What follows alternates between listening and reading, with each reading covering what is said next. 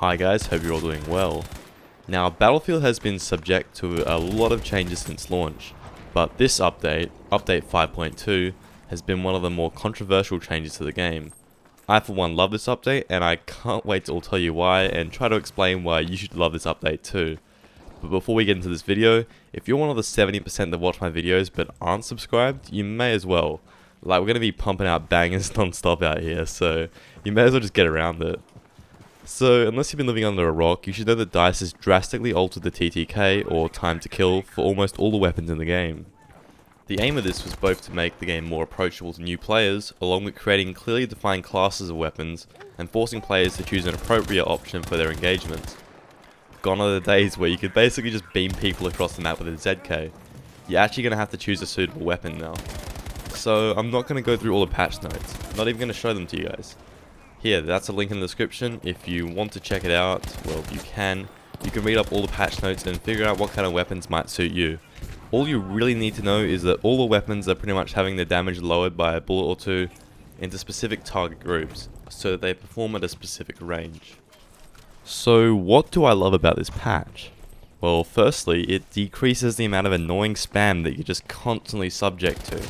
Previously, you'd pretty much suffer a constant amount of damage when out in the open. And this damage wouldn't even be from snipers or semi-autos most of the time, which you can kind of dodge. It was just mostly from some medic lad who decided, just take some shots at you pretty much. Now, you might be engaged by, a sniper or a semi-auto, but it's much more manageable and you'll find yourself burning through your health packs much less. Another massive decrease from spam damage was actually sourced from the amazing, incredible MMG nerf. Now, those of you who have followed me for a while might know that I absolutely despise MMGs. I just hate them. Cannot hate them enough. I think the playstyle of just flopping yourself down on the ground and then just beaming anyone unlucky enough to cross you is so boring, and it really slows down the pace of the game. No more with Battlefield Update 5.2. Most CMMGs are actually pretty bad now, and especially they just get absolutely terrible as you get out to normal engagement ranges. There are a couple that are still effective out to a long range, but luckily, the ones that people are really using a lot, like the MG42 or the VGO, they're just absolutely slammed and no longer even that useful, so that's absolutely fantastic. Now, a major change to the gameplay style has also come through with this patch. Now, headshots play a huge factor in almost every engagement. Previously, it was heavily based on who shot first, who was where, and first shot accuracy was and still is a huge part of gunfights. In Update 5.2, I feel so rewarded for aiming at the head, and the TTK is actually slow enough that you can transition from body to head during a spray down, which will win you a lot of gunfights where the enemy is just, aiming for the body. Weapons that focus more on accuracy see themselves having more of a purpose too in this meta. The STG here in this gameplay was actually overlooked a lot before, due to its kind of lack of DPS. Now it's actually a very viable option and becomes crazy good once you get that crosshair up to the head. We've also got this new emphasis on crosshair positioning, which is kind of cool. Just gotta remember to keep that thing up at head level and you'll have a blast. And finally, the last little thing I've noticed is the ability to kind of gauge damage a bit better. You don't get insta-killed as much, and you have this split second to decide whether to fight or go for cover when you're running out in the open. If you fight, you can always go for that headshot and try to turn the gunfight back in your favour. And even mid-gunfight, sometimes you can still just take cover, because now it's kind of like BF4, where it's a lot easier to understand how much damage you're taking and how much more you can take it for. You'll also find that if someone has bad aim and gets to jump on you, it's much easier to just do a 180 on them and put the poor guy to sleep. So surely it can't be all positives, right?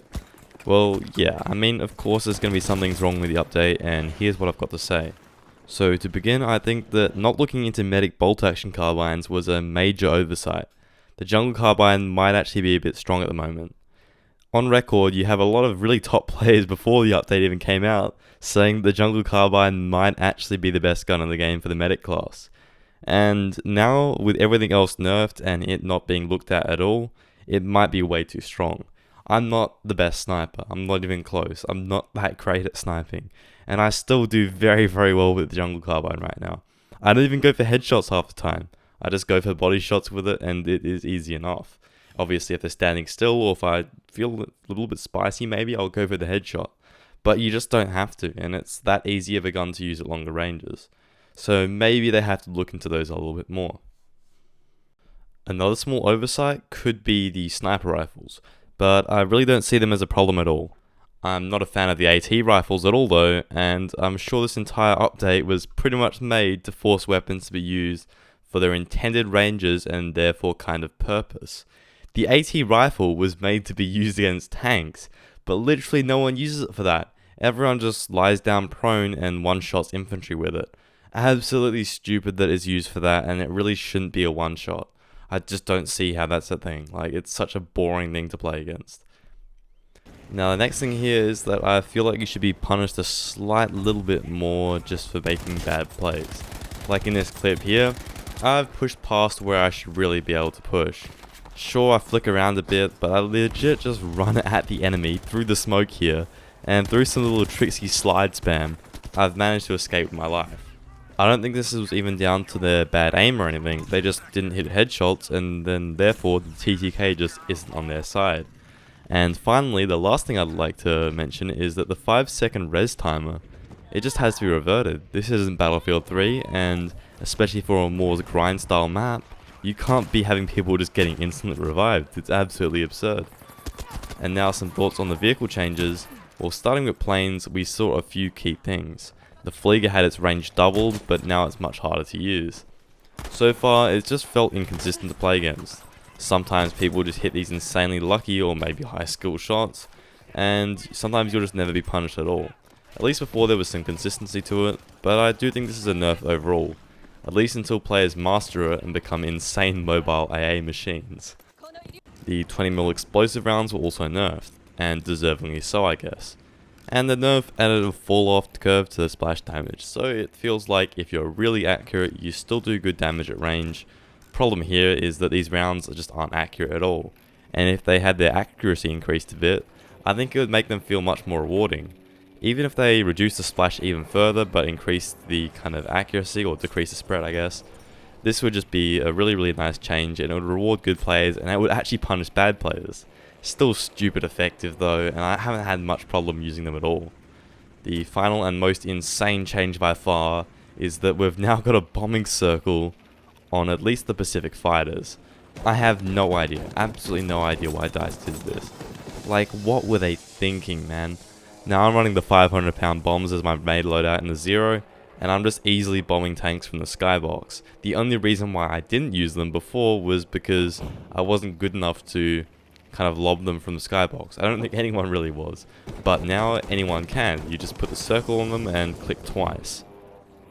Literally insanely strong, guys, and because of this, I'd say that the planes actually saw a small buff from the update overall. Of course, these are still very early thoughts, but we'll have to see how they end up panning out. As for the tanks, I haven't really tried them much yet, but reading into it a bit from experiences of other players, and good players of course, tank 1v1s seem to be a bit more annoying to go through. This might actually result in players avoiding 1v1s and just truce farming, like what we saw in the planes.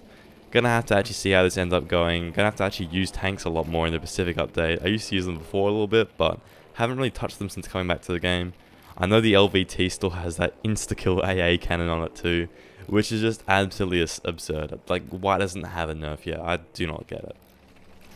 Now, after me complaining for so long, you might actually be surprised to hear that I actually think DICE did a fantastic job here. You can't get everything right, and the game has a lot of work to do. This update was probably the best one they've released yet in my opinion, and it's only going to get better once Community Games and Wake Island hit the live build. Like, you guys just have to look at how big this update actually is. The next big thing for them in my opinion is sorting out a decent anti-cheat, and then we should be good for content, at least for the minute. Anyways, that's my thoughts on the update. If you guys want, next time I can stick to the whole read the patch notes type format that most other people end up uploading. I just thought that, you guys could read, and I think it'd be more valuable for me to create a bit of discussion around this update, and, see what you guys think, let you guys know what I think, and hopefully DICE can keep making better steps in the future. So sure, just hit up the comments, let me know what you all think of update 5.2, and I'll try to get involved with all of those. Anyways, that's it for the video, guys. I hope you all enjoyed, and I'll see you all on the next one. Peace.